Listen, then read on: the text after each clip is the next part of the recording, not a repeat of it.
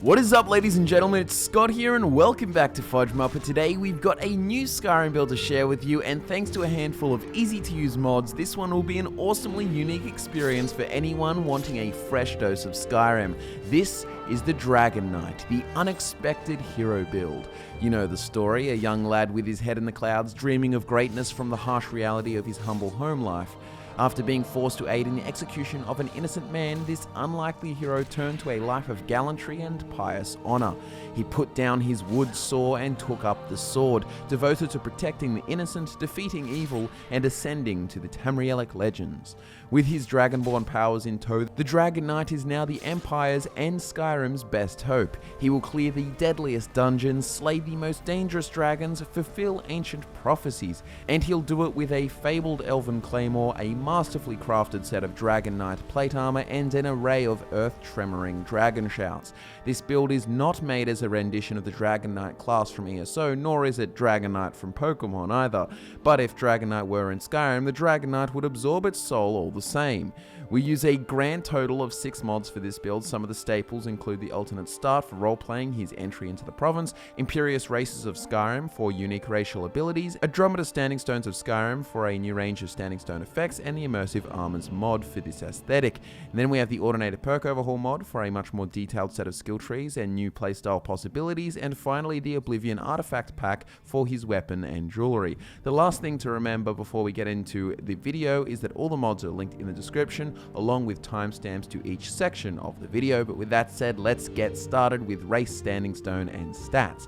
The Dragon Knight is an Imperial, and thanks to Imperious, this means he'll have 100 base health, magicka, and stamina, as well as 1% health regen, 3% magicka regen, 5% stamina regen, and a carry weight of 300.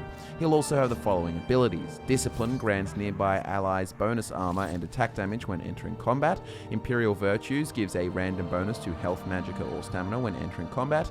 The Human Spirit allows you to change attributes, resistances, and skills at levels 10, 20, and 30. Finally, Oblivion Star can be used once per day to replenish the 2 attributes with the highest remaining percentage.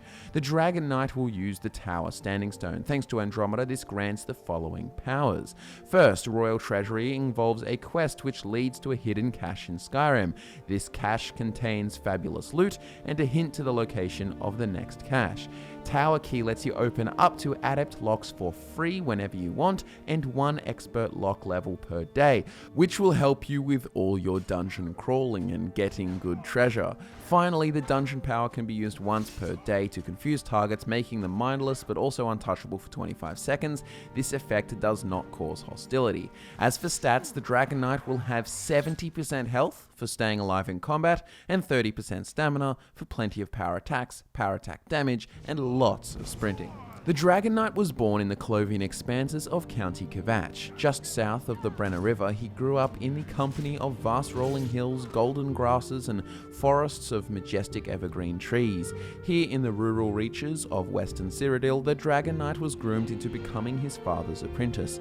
His father had a reputation as the most skilled carpenter this side of Lake Romare, and with a countryside full of strong hardwood trees, it was a good business. As a youth, the Dragon Knight didn't question his future as a carpenter. He enjoyed life away from the city, and during their weekly pilgrimage south to the Way Shrine of Akatosh in County Anvil, he would play fight with stick swords, slaying invisible trolls and riding dragons. The grandeur of the Way Shrine of Akatosh filled him with a humbling sense of awe even as a child, and as his father led him in prayer, the boy couldn't help but think there was a purpose more meaningful in life than simply chopping and sanding timber, though he did not dare voice that ponderous thought to his proud father, of course. Prior to the Great War, his father had made his name as the primary supplier of timber to the rebuilding city of Kvatch.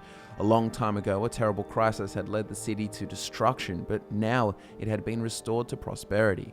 When the Great War broke out, they did not meddle, choosing to wait out the years in the countryside rather than supply timber to one side of the conflict. Even when the Dragon Knight loved to watch legions of soldiers march along the Gold Road from his vantage point up in the Colovian Hills. A decade later, the Dragon Knight and his father were working in Kvatch, renovating the apothecary's shop in the market square.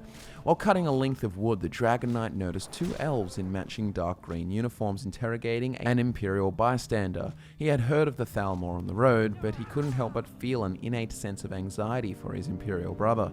One Thalmor agent tore open the Imperial shirt, revealing a heavy pendant displaying the symbol of Talos. The agent gripped it close and the silver chain holding it began to suffocate the man. The other agent began beating him senseless. They removed his necklace and threw him to the cobbles. Feeling an impending sense of dread, the Dragon Knight noticed one of the agents met his eye. The Ultima stalked towards him and his father and nonchalantly offered them work. He spoke without emotion, almost oblivious to the fact his knuckles were dripping the man's blood by their feet. The Thalmor wanted him and his father to build a pillory. They wanted to imprison the man right here in the market square with his Talos pendant hanging free, a message to the people of Kvat should they step out of line. The Dragon Knight felt sick to his stomach when his father accepted, even though he knew they couldn't refuse the request. They also paid handsomely for an evergreen chopping block, and the knight was tasked with smoothing out a headrest in the wood, ready for the man's execution the following day. That night the Dragon Knight visited the doomed man. He was beaten badly and he could see the young carpenter approach. The man told him more about Talos, formerly Tiber's Septum, a hero to all men, a conqueror, a legendary knight, a man who united all of Tamriel and ascended to godhood in the process. Talos sounded like the very embodiment of pride and power, a mortal who made Akatosh rejoice. How could such a god be outlawed and defamed? The man had fought under Legate Cassia in the Great War and had refused to stop worshipping Talos in solidarity to his Nord brothers in arms. 6 hours later, when the market square opened for business, the man lost his head. As an honourable man's life left his body through the cavity in his neck, the Dragon Knight decided carpentry was not for him. He instead would become a heroic knight, and he would go down in history like Tiber's Septum. However, things did not go to plan. The Dragon Knight was naturally built for the job, but he lacked the fine-tuned skills of a knight and the grace and footwork taught to noble youths in the tilt yards of palaces and castles. His first claim to fame came on the Gold Road near Skingrad, where he rescued a wealthy merchant from a territorial bear. The terrified merchant had soiled his perfumed robes from the fear, and in gratitude he had the Dragon Knight anointed by the Count of Skingrad. Back on the road, the Dragon Knight made a point of stopping at every way shrine he passed, praying to the divines and begging for a chance to prove his valor. But something seemed wrong in his home province. Honor was absent and faith was lacking.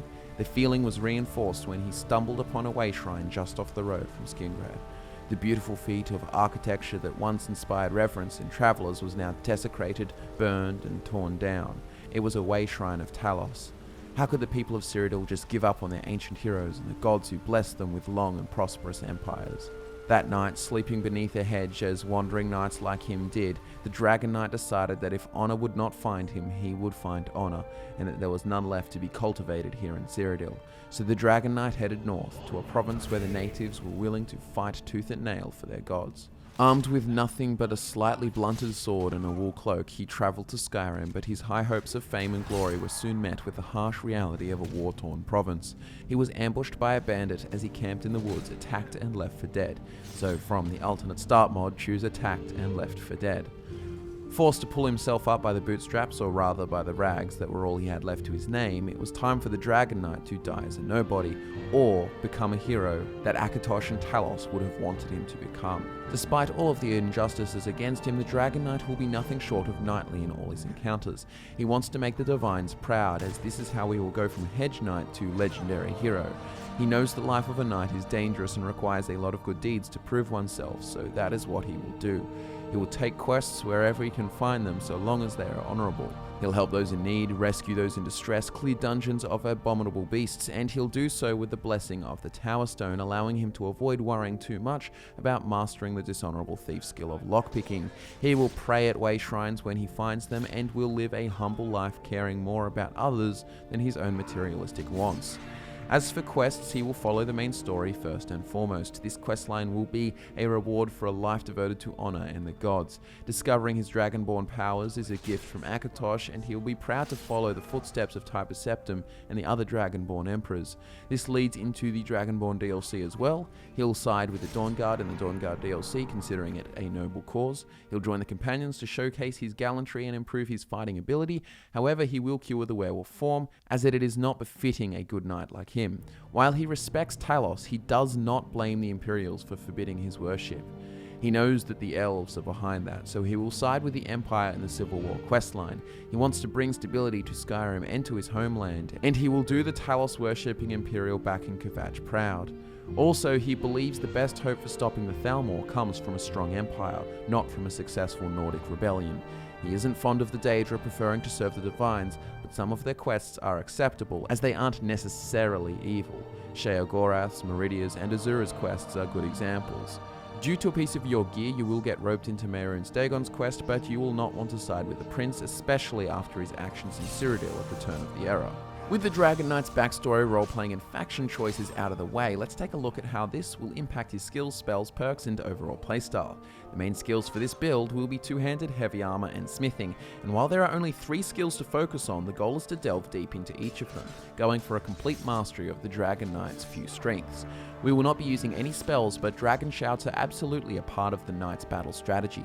As soon as you can, learn the words to Unrelenting Force, Fire Breath, Frost Breath, Dragon Rend, Call Dragon, and Dragon Aspect. Steer clear of the more morally questionable shouts. If they seem like they could be used irresponsibly in a way that would displease the Divines, don't use them. Think Marked for Death or Solitaire. There is no honor in using those shouts.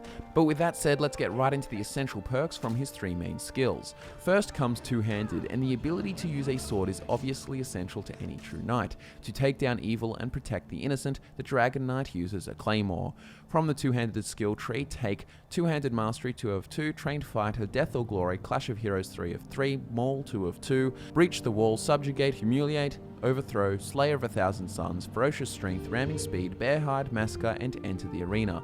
Death or Glory will reward a courageous approach, making two-handed power attacks up to 100% more powerful the further below half your health drops. The skill tree beginning with Clash of Heroes will bolster your greatsword effectiveness. Subjugate, for example, allows you to hit all surrounding enemies with your sideways power attacks, lowering their attack speed by 50% for 20 seconds. Overthrow gives you the opportunity to hit a guaranteed critical if you land a power attack within 2 seconds of bashing someone with your sword and interrupting their attack on you. Massacre gives you a 10% chance to increase attack speed by 175% for 3 seconds when swinging your sword. And finally, Enter the Arena guarantees a successful Massacre effect on your first swing in combat. He is no thief, nor is he a rogue or a mage or an archer. The Dragon Knight strides into battle in a glorious set of Dragon Knight armor. His considerable bulk and carpenter's strength allows him to fight freely and well protected in heavy plates of dragon bone. From the heavy armor skill tree, go for Heavy Armor Mastery 2 of 2, Cushion 2 of 2, Battle Weary, Born to Fight, Break Upon Me, Rise Above, Primal Fear, Reap the Whirlwind, Sovereign, Face of the Mountain, Heavy Armor Fit, Defiance, Revel in Battle, Bedrock, Never Kneel, Out of the Inferno, and Immortal. Primal Fear has the chance to instill your opponents with a lick of sense, potentially making enemies within 30 feet flee for 8 seconds when you walk towards them. And finally, Immortal works well with Death or Glory, as it makes you more resilient when low on health. You'll take 75% less damage from attacks when below 15% health. All the best knights come from humble beginnings. It's what allows them to stick to the path of righteousness and avoid straying into corruption. The Dragon Knight was a born craftsman, and his handyman talents have translated well from carpentry to blacksmithing. Now the Dragon Knight is able to forge all of his own armor and equipment, and he can enhance his unique weapons. From the smithing skill tree, take Smithing Mastery 2 of 2, Merrick Smithing 1 of 2 picking Dwarven, Expert Smithing 1 of 2 picking Hard Steel, Exotic Smithing 1 of 2 picking Ebony, Planar Smithing 1 of 2 picking Dragonbone, Arcane Blacksmith, Advanced Workshop, Smithing Specialization picking Heavy Armor, Iron Law, Recycle Material, Sandstone Sheath, Fuel the Inferno, and Heart of Creation. With all of this in mind, here is how the Dragon Knight will play in combat. It will be a pretty straightforward style, and it will lean more heavily on how you roleplay the battles. All you need to do is fight bravely and with a healthy dose of careful aggression, overpowering foes with mighty two-handed blows, and using your shouts to invoke the power of dragons. Dragon Aspect will increase your strength and add to the aesthetic, while Dragon Call can even grant you a dragon companion in fights. Cushioned will ensure you don't take fall damage, so you can even ambush foes from above, channeling the unmistakable fighting style of the dragons when you fight. Fight hard and don't be afraid to take damage. Your perks and abilities will give you all the tools to roleplay a quest-obsessed knight, always on the lookout for adventures that will add to his fame and notoriety in Skyrim. As for gear, the Dragon Knight will of course wear a full set of Dragon Knight armor, fully upgraded and crafted by you thanks to the Immersive Armors mod. His weapon of choice will be Sinweaver, which can be found at the Thalmor headquarters on the upstairs wall. It seems poetic to use their weapon to help restore the Empire to prosperity. This claymore deals 10 points of burn damage and absorbs 10 points of stamina, so this will charge your stamina for more power attacks and wear enemies down fast. This weapon comes from the Oblivion artifact pack along with the necklace and ring. The necklace is called the Jewel of Romare and is found at Crabber's Shanty on a shelf. It gives you a pleasing blue hue over your form and your armor, and it allows you to regenerate stamina 20% faster and breathe underwater. The ring is called Ring of Eidolon's Edge, and it is found on a plate at Mehrunes Dagon Shrine. It will improve your one-handed and two-handed efficiency by 15% and give you 15% better block. We of course want it for the two-handed boost. If you happen to stumble across a ring that has a stronger fortified two-handed enchantment, feel free to use that. Don't forget that when getting the ring, we want to keep Silas alive. It's the knightly thing to do.